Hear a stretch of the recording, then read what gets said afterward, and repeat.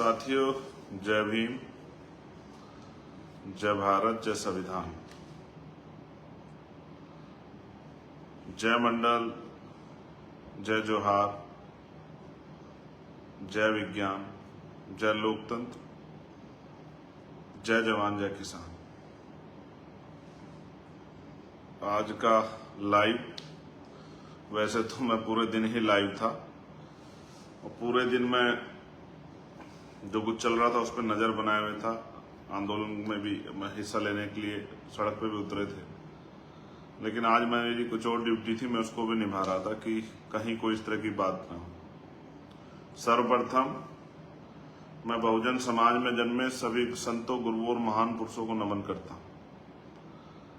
मैं अगर उनके नाम लेने लग जाऊंगा तो बहुत सारा समय भी जाएगा और किसी ना किसी एक आधे महान पुरुष का नाम छूट भी जाता है, तो मैं सभी को एक बार में ही नमन करता हूं।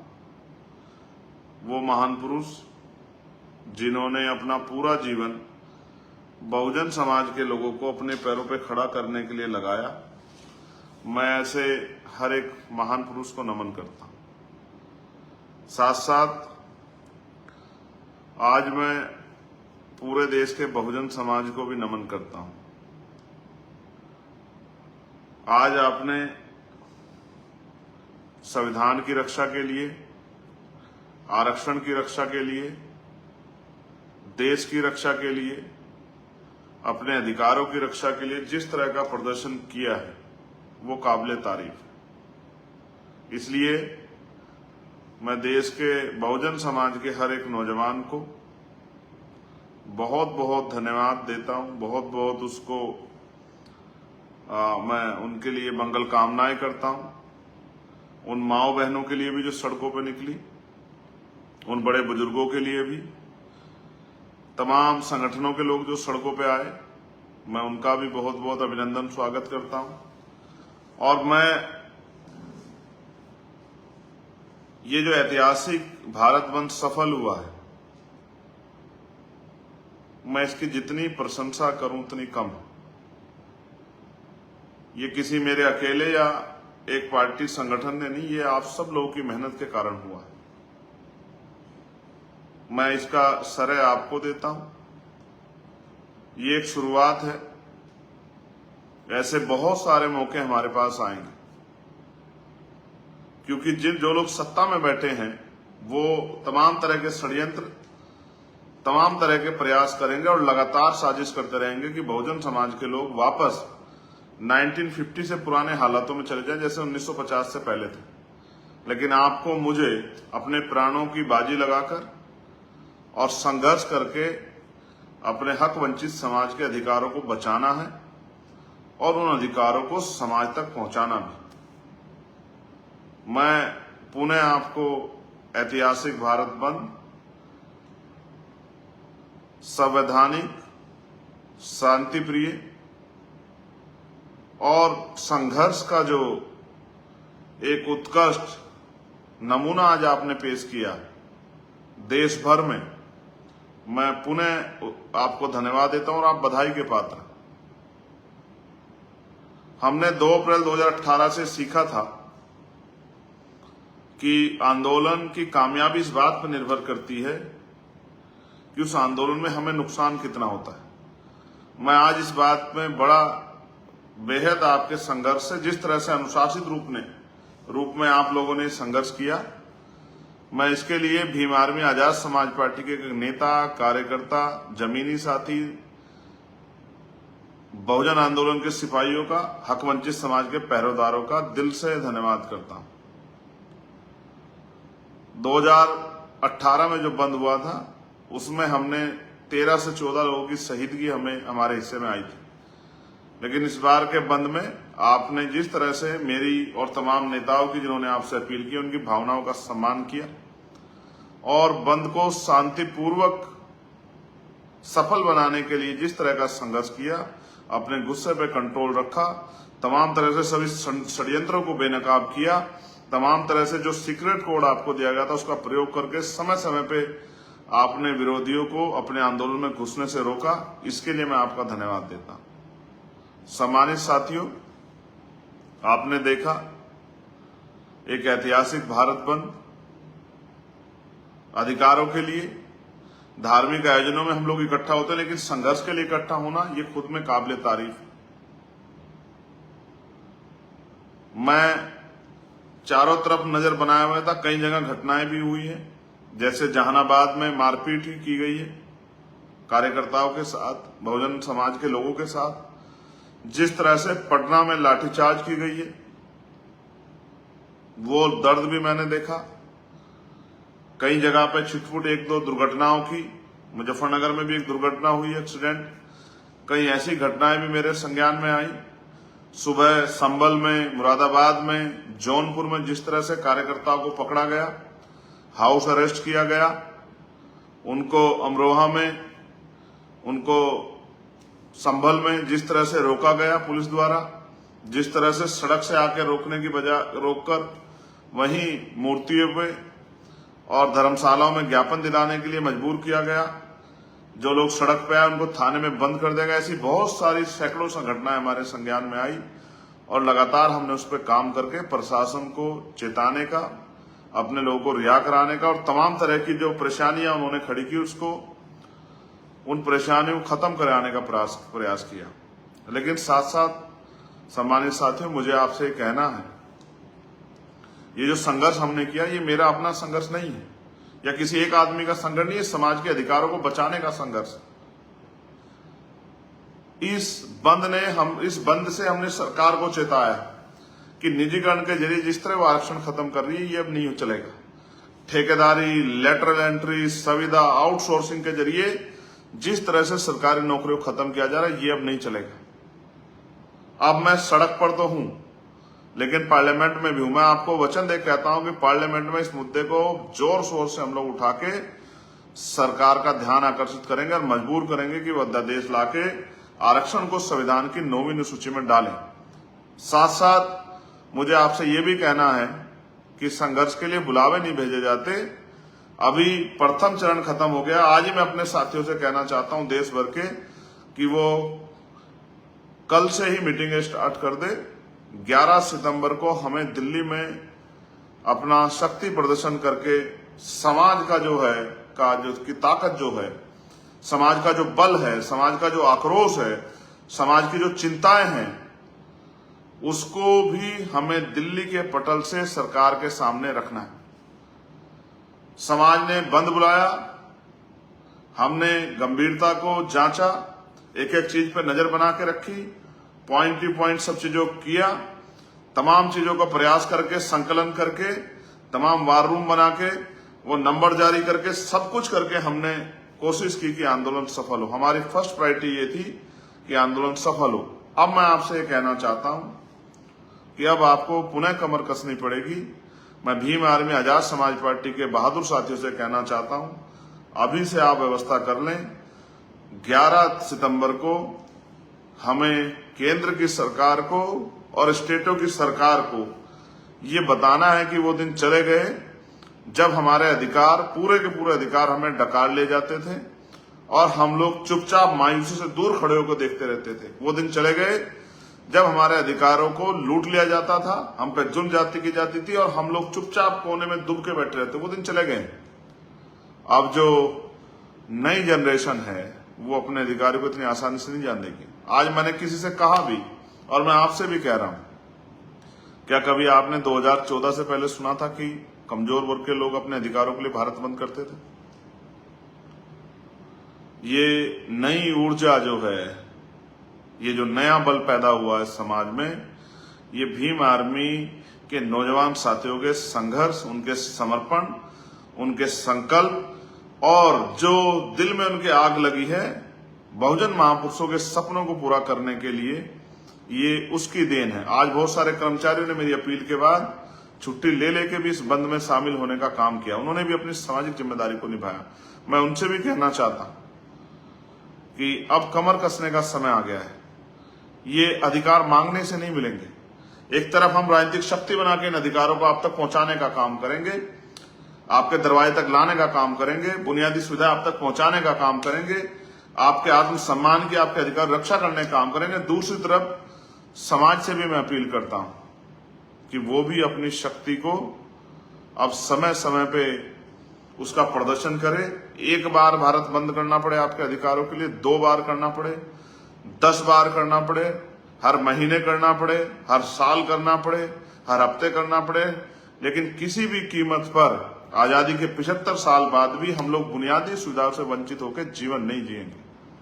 मैं गांव देहात में जाता हूं तो लोगों के दर्द को देखता हूं, भूखे पेट देखता हूं, घर के टूटे हुए घरों की छतें देखता हूं, मैला मटमैला पानी, जैसे नाली का पानी होता है ऐसा पानी पीने के लिए मजबूर लोगों को देखता हूं, बीमारियों से सड़क पर घर में मरते लोगों को देखता हूं, अस्पतालों में मरते देखता हूं। मैं जाता हूं अपने क्षेत्र में भी अस्पतालों के निरीक्षण के लिए, मैं उनसे एक ही बात कहता हूं कि इसको ठीक करो, गरीब आदमी आता है। मैं पैसे की कमी में लोगों के उजड़ते सपनों को देखता हूं, अपने नौजवान भाइयों को देखता हूं, रोजगार की कमी के कारण उनकी तकलीफों को देखता हूं, मजदूर को मजदूरी मांगने पे मरते हुए देखता हूं, मूछें रखने पे अपने लोगों की हत्या होते देखता हूं, न्याय मांगने पे पुलिस द्वारा लाठियों से पीट के जेल बंद करके झूठे मुकदमे में जेल में सड़ते अपने लोगों को देखता हूं। मैं सड़क पर बिलखती हुई अपनी बच्चियों को, उनकी लुटती आबरू को देखता हूं। मैं माओ के मिटते सिंदूर को देखता हूं। मैं बहनों की उजड़ती माओ की उजड़ती कोख को और बहनों के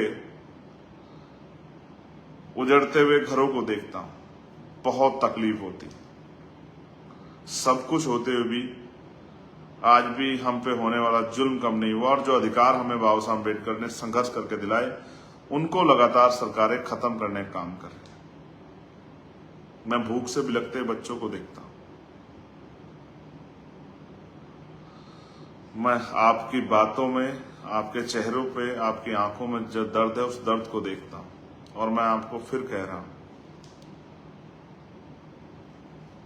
ये हमें कुछ भी आसानी से नहीं मिला। पीने के लिए पानी से लेके और सार्वजनिक रूप से पढ़ने के लिए स्कूलों में भी हिस्ट्री पढ़ के देखेंगे तो एहसास होगा, उन सब के लिए हमें कीमत चुकानी पड़ी है। मैं आपका भाई चंद्रशेखर आजाद पुनः आपको बधाई देता हूं, और अपने बहादुर साथियों से कहना चाहता हूं जो देश भर में रहते हैं, समय है, अधिकार बचा लो। और अधिकार संघर्ष करके ही बच सकते हैं।